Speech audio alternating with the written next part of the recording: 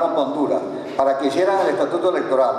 Convoque usted al proceso constituyente, decía Chávez, que yo les mando a los españoles estos, muy profesionales, muy buenos de la Universidad de Valencia de España. Ellos hicieron el estatuto electoral y por supuesto entonces el estatuto electoral se basa en lo siguiente, en que el sector oficialista, que sacó el 54% de los votos, sacó 125 constituyentistas, 96% de la Asamblea, o sea, con 52, con 54 se sacó el 96. Ese es el gran invento de estos señores de la Universidad de Valencia. Entonces, el sector democrático, que sacó 46%, sacó 4%. Y todos nos fuimos en función de eso. Tenemos el tupé de decir que esto, hecho así, generó la mejor constitución del mundo, como lo dicen algunas personas, aún de la oposición venezolana. Si algo se hizo mal, tiene que salir mal, por Dios. Una constituyente, su misma palabra lo indica. Co, el prefijo co significa entre todos instituimos. Una constituyente que yo busque fórmulas para agarrarme para mí. El proceso no es, por supuesto, un proceso bueno y determina esta constitución que es malísima. Cuando la analizamos, tiene como 100 puntos realmente, que son unas torpezas totales y sin embargo estamos diciendo que es la mejor del mundo. Entonces, hoy en día, y esto que quede muy claro, si convocamos un proceso constituyente, como están los equilibrios políticos en Venezuela, el sector oficialista tiene 48% del electorado, va a sacar 48% de la Asamblea, porque el estatuto electoral que hicimos plantea entonces claridad en esos aspectos. No se puede sacar un voto más de lo que yo tengo realmente como representación popular en ese sentido. Y si la oposición tiene 52% de los votos, va a sacar, por supuesto, 52% de la Asamblea, como tiene que ser. Pero también estamos poniendo, como se hizo en Colombia y como se debe hacer en estos momentos en Venezuela, las decisiones en la Asamblea van a ser con los 2/3, factor de consenso y un factor de reconciliación. Entonces, aquello que dicen algunos también, compañeros nuestros, no es que vamos a ir a una constituyente para ganar y nosotros ir en contra de tal y en contra de cual. No, nosotros no estamos convocando una constituyente para sacar a nadie de ningún lado. Esos son los constituyentistas en acuerdo y en consenso que determinarán quién es culpable de males, que por supuesto los hay, y quién por supuesto es culpable o es una persona que merece su reconocimiento, porque esa tiene que ser la base de un proceso constituyente. Entonces, vamos a la reconciliación. Vamos. El proceso constituyente, el proceso de reforma constitucional tiene 3 aspectos: la enmienda, la reforma y la Asamblea Nacional Constituyente. Ahora, para ejecutar el proyecto de país se requiere transformar el Estado, que nos conduzca a la reconciliación nacional y a la reconstrucción del país dentro de un gran diálogo nacional. Fíjate, esto me retengo en ello porque es distinto. Si nosotros hemos hablado de ética, queremos que este proceso constituyente esté consustanciado y esté sustentado en un gran principio ético. Si nosotros estamos diciendo que fue malo en el 99, no podemos hacer ahorita lo mismo. Tenemos que dar una demostración ante el mundo que vamos a hacer algo distinto. Ahora, razones para una asamblea constituyente. Sí. Garantizar la reconstrucción de Venezuela que permita ejecutar los ejes constituyentes del proyecto país. 2. Lograr la reconciliación nacional. 3. El pueblo participa proactivamente en el diseño del sistema social que queremos y en el cual todos cabemos. 4. Transformar y modernizar el país en paz. Correcto. Y aquí está el artículo 347. Mucha gente va a decir no lo lee, no lo ha visto. El pueblo de Venezuela es el depositario del poder constituyente originario, el pueblo, todo. Pueblo somos todos. En ejercicio de dicho poder puede convocar una Asamblea Nacional Constituyente con el objeto de transformar al Estado, crear un nuevo ordenamiento jurídico y redactar una nueva Constitución. Pero aquí está lo más importante. ¿Quiénes pueden convocar ese proceso? El presidente de la República, la Asamblea Nacional con 2/3 o el 15% de los electores inscritos en el registro civil electoral. Tenemos las decisiones del Tribunal Supremo de Justicia, sabemos que acá esas decisiones a veces no son tomadas en cuenta, pero que cuando la convoca el pueblo tiene preeminencia sobre los otros convocantes. Y tenemos varios hechos que así nos lo demuestran.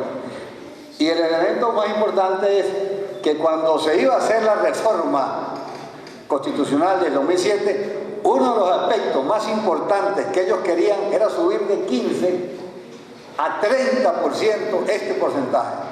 Porque ellos saben que cuando se convoca un proceso constituyente, al que más afecta es el gobierno que está estableciendo, evidentemente. Cuando un pueblo se va a la calle y se va a pedir una transformación de un país, por supuesto que es que un gobierno no está dando resultados y que hay que cambiar las estructuras de un país. Entonces, esto es muy importante y tuvimos inclusive informaciones de que era la preocupación básica que ellos tenían. No solamente la reelección presidencial, que de hecho era lo más importante también para ellos, pero era subir de 15 a 30% este porcentaje. Léalo, Luis. El objeto de un proceso constituyente es establecer un orden racional, claro y estable que evite, en la medida de lo posible, la subversión, el golpe de Estado, las intrigas palaciegas, las agitaciones colectivas y los delitos políticos. Un proceso constituyente aparece así progresivamente como una barrera al abuso del poder y como una manera organizada de excluir ciertas formas o ciertos temas de cuestionamiento al poder. Un proceso constituyente es un rito pacificador, es también símbolo de independencia. Bueno, aquí está en el libro de l'État de Fabre. Él plantea, este es uno de los grandes constitucionalistas franceses del siglo pasado, plantea estos aspectos, pero él mismo establece cuándo es el momento constituyente. Y ese momento constituyente es el que estamos llegando hoy. Vamos a ver que Lander nos lea eso. Lander. ¿Cuándo es el momento constituyente? En primer lugar, cuando se llega a una total inseguridad jurídica y no hay reglas de juego claras. Cuando se desborda el enfrentamiento político y el odio. Cuando un gobierno dilapida los recursos y no hay legal manera de controlarlo. Cuando la corrupción, la incapacidad y la impunidad incrementan la crisis. Cuando las realidades anteriores nos llevan al abismo de una guerra civil. Aquí estamos en una guerra civil todos los días. Todos los días, pero también es una guerra civil en todos los aspectos del país. Un país con un enfrentamiento que decía antes yo que debemos dar elementos de risa en el resto del mundo, como estamos manejando las cosas en Venezuela. La propuesta de constituyente, como está planteada por nosotros, en la Constitución venezolana, no aparece en ninguna constitución del mundo, porque un proceso constituyente necesita más elementos para crearlo, evidentemente. Acá el doctor Luis Largo, que está presente, dice que no es posible que el presidente dijo que el poder constituyente, el pueblo es el depositario del poder constituyente originario, sin embargo se puso que el presidente la pudiera convocar también. Es el pueblo el que la debe convocar, no, por supuesto, un presidente de la República. Si el depositario, en eso es tan mala la Constitución, que el 347, por supuesto, se está contradiciendo, el 348 contradiciendo el 347. Así son los daños que tiene esta Constitución. Entonces, acá fue lo que nos hizo el presidente Chávez, el decreto número 3. Luis. Convoca toda una Asamblea Nacional Constituyente con el propósito de transformar el Estado, crear un nuevo ordenamiento jurídico que permite el funcionamiento efectivo de una democracia social y participativa. Estamos todos de acuerdo, sí, pero aquí venía el segundo punto. La trampa. Autoriza usted al presidente de la República para que mediante un acto de gobierno fije, oída la opinión de los sectores políticos, sociales y económicos, las bases del gobierno comercial en el cual se elegirán los integrantes de la Asamblea Nacional Constituyente. Bueno, ahí fue entonces donde se hizo. Las bases comerciales establecieron en el 99, el pueblo fue engañado, manipulado, produciéndose un mayor enfrentamiento y división, las normas comerciales. Cada elector dispondrá de tantos votos como constituyentes elegibles. Parece mentira esos detalles de la vida. Esa norma es el elemento para determinar, cogerse una pequeña mayoría, se coge todo. Esto es una explicación que hago. ¿Se recuerdan ustedes cuando se elegían senadores en el Táchira? Táchira tenía 2 senadores, pero cada tachirense tenía un solo voto. Y salía un senador de Acción Democrática y un senador de Copey. Cuando tú hubieras puesto en aquel momento que cada tachirense pudiera votar 2 veces, todos los senadores hubieran sido de AD o todos de COPEI, según fuera el caso, y se perdía, por supuesto, los equilibrios de poderes que son fundamentales. Si eso es malo, hacerlo en una asamblea o en un congreso, en un proceso constituyente, eso es un error garrafal, por supuesto, porque se evita, por supuesto, la discusión, el gran debate que debemos hacer. Bueno, se desvirtuó la constituyente del 99, ¿ya? Y ahora, ¿qué debemos hacer? Es realizarlo con la participación de todos los venezolanos para aprobar el proyecto de país en consultas populares. Todos estos aspectos que hablamos anteriormente están planteados como consultas populares y se van a incluir estas consultas populares para que el constituyentista tenga la opinión recogida de los venezolanos sobre aspectos fundamentales. Bueno, aquí está cómo se van a plantear, cuáles son los constituyentistas, cómo se van a elegir. Planteamos que participen toda una serie de sectores, el sector político fundamental, los partidos políticos, por supuesto, pero que para discutir el país del futuro podemos participar y deben participar los venezolanos de diferentes gremios, diferentes asociaciones. Ya se hizo los ejemplos cuando se planteó en Colombia que participaran los indígenas, que fue copiado en Venezuela. En Ecuador, los ecuatorianos en el exterior, más los indígenas, más los afrodescendientes, todos ellos participaron como elementos especiales en Ecuador. Aquí en Venezuela, toda una serie de grupos deben participar en este proceso constituyente. Bueno, se crean las constituyentes regionales porque vamos a discutir en cada región el proyecto región de cada una de ellas, y se corrige el elemento de número de votos por elector, por supuesto. Ahora, el método del engaño entonces va a ir al método de la verdad. ¿Sí? Aquí se ha corregido en cada estado, por ejemplo, en el Táchira, por supuesto, el Táchira establece que va a tener 12 constituyentistas, pero el número de votos por elector va a ser 3 y 3, 6 votos por cada tachirense para elegir 12 constituyentistas. Es la explicación que le daba antes. Bueno, acá terminamos. Las bases comiciales, entonces. El proceso constituyente por iniciativa popular estará coordinado por el Tribunal Electoral Popular Constituyente, sin intimación de los poderes constituidos. Esto es una lucha que tenemos que dar, y ya van a ver ustedes en detalle cómo se establece. Depuración y actualización del registro electoral, conteo manual de todas las mesas electorales y presidencia de la Asamblea Nacional Constituyente, un triunvirato alternativo, necesidad del consenso y decisiones con 2 tercios. Yo estuve en Colombia hablando con los constituyentistas colombianos, presidentes de la constituyente en Colombia, Navarro Wolf y Horacio Serpa. Ellos no entendían cómo se había hecho en Venezuela. 9 años más tarde, algo tan erróneo, algo tan falto de principios como se hizo en Venezuela.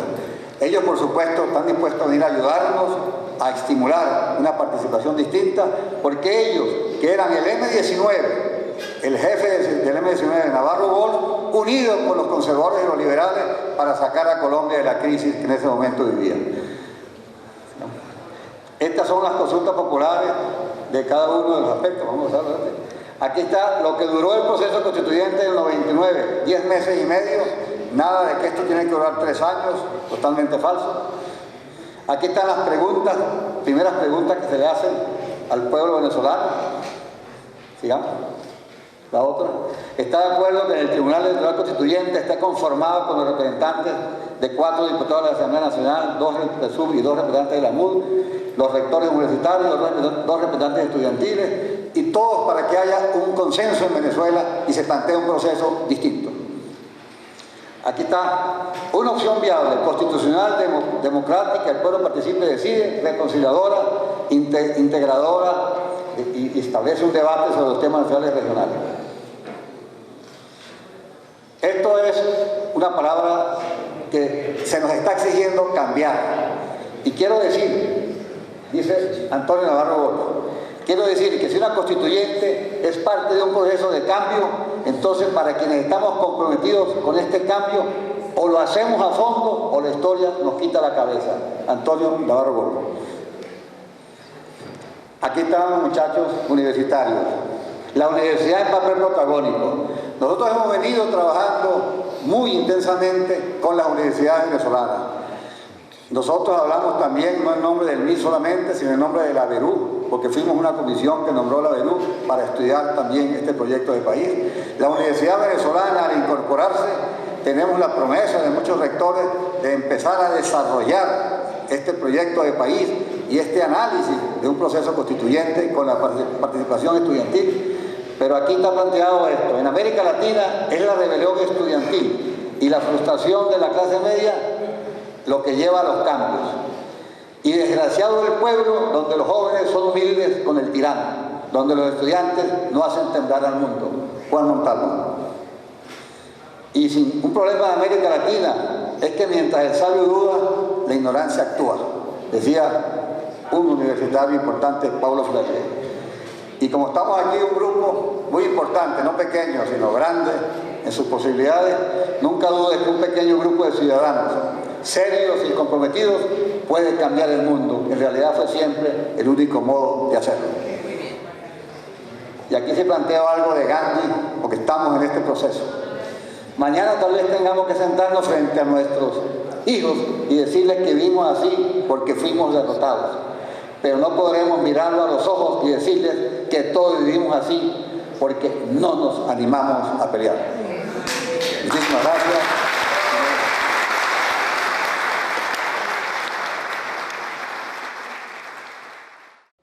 Queridos amigos del Táchira y del Movimiento Independiente Democrático, hoy no estoy físicamente allá con ustedes, pero me siento espiritualmente presente y representada porque comparto plenamente los valores que ustedes promueven en el proyecto del país, que han discutido y que hoy están compartiendo. Queremos todos una Venezuela en el cual prevalezca la honestidad, el trabajo, el esfuerzo, la dignidad, la lealtad, el respeto, la meritocracia, la excelencia, la dignidad y desde luego la libertad. En estos momentos tan difíciles para Venezuela debemos entender la urgencia, no solamente de esta discusión, sino de llevar adelante una transformación en la cual el ciudadano realmente tenga el poder. Por eso creemos en la descentralización, por eso creemos en llevarle el poder al venezolano y también en la protección integral de la familia, como ese espacio en el cual se crea un verdadero ciudadano con conciencia de sus deberes y de sus derechos.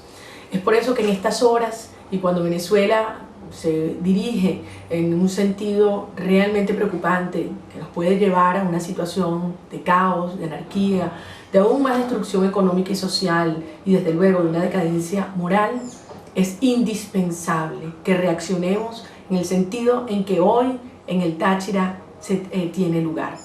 Por eso quiero decirles que cuentan conmigo, que soy parte y me siento parte de este enorme esfuerzo de transformación que va a lograr que esa energía creadora, esas ganas de hacer las cosas y de transformar a Venezuela emerja en una enorme causa que no podrá ser detenida. Somos mayoría los que queremos un país con estos valores, una Venezuela reencontrada, reconciliada, en paz, en democracia, con prosperidad y libertad. Dios los bendiga y todo el éxito.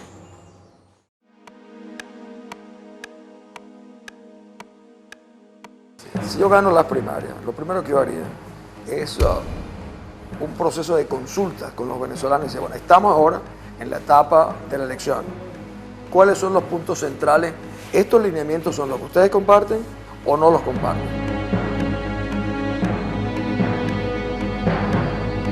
Algunos piensan que no hay que convocar una asamblea constituyente porque dicen que ellos negocian, que esperan que salten la talanquera, creo que tú mismo lo has dicho. Y yo digo, bueno, apostar la república, el salto a la talanquera de la gente que está en el gobierno me parece algo que no es muy poco serio.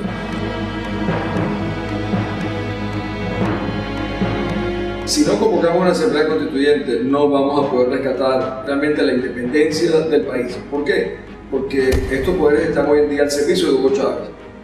El Tribunal Supremo de Justicia, la Contraloría, la Fiscalía, el Consejo Supremo Electoral, el Poder Moral y hasta la mayoría de la Asamblea Legislativa. Así será imposible gobernar.